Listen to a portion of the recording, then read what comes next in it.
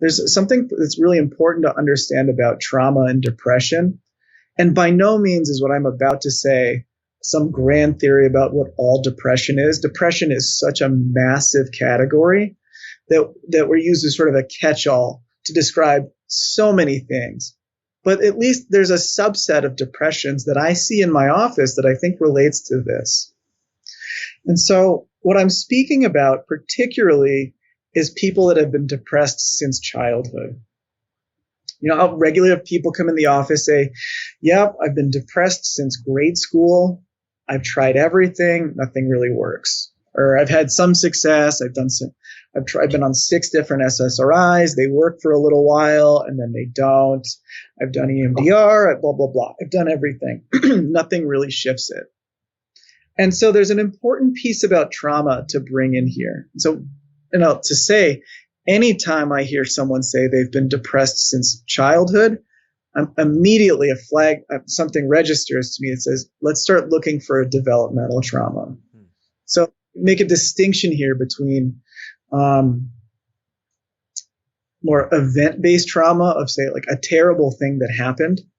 So that's a thing that happened that shouldn't have. You think an accident, an assault, a sexual trespass, any of these kind of things. It's a bad thing that shouldn't have happened that did. Whereas in developmental trauma, one way we can talk about this often is it's the good thing that didn't happen, right? It's a child being paid attention to in a loving way. It's adults being curious about them. It's parents and loved ones reflecting back to them their emotional state.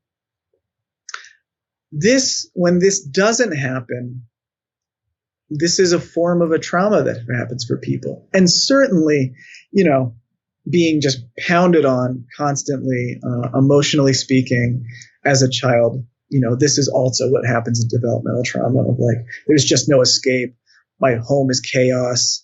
That's also developmental trauma, but that it has a different flavor. So what we're talking about is the things that didn't get to happen that should have, right? It's like an underwatered plant over a long period of time. And so oftentimes this can be a big origin for how a depression forms for people. When in the absence of receiving this really critical nourishment as a child's nervous system, in order to deal with that lack of love, will turn down its sense of need and go numb, right? And so if we're talking from a polyvagal perspective, right, the nervous system learns if I go into a dorsal vagal place where I just don't feel so much, there's a numbing quality, it's actually easier.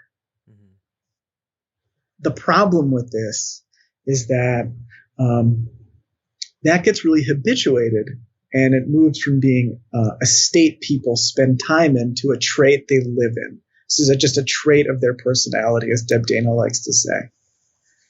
And so the ketamine work becomes a place where we can start to access those early wounds where that got created in the first place, install some new nourishment, and then help them learn some new options for how to be in the world to actually have some satisfying connection that they're so deeply in need of.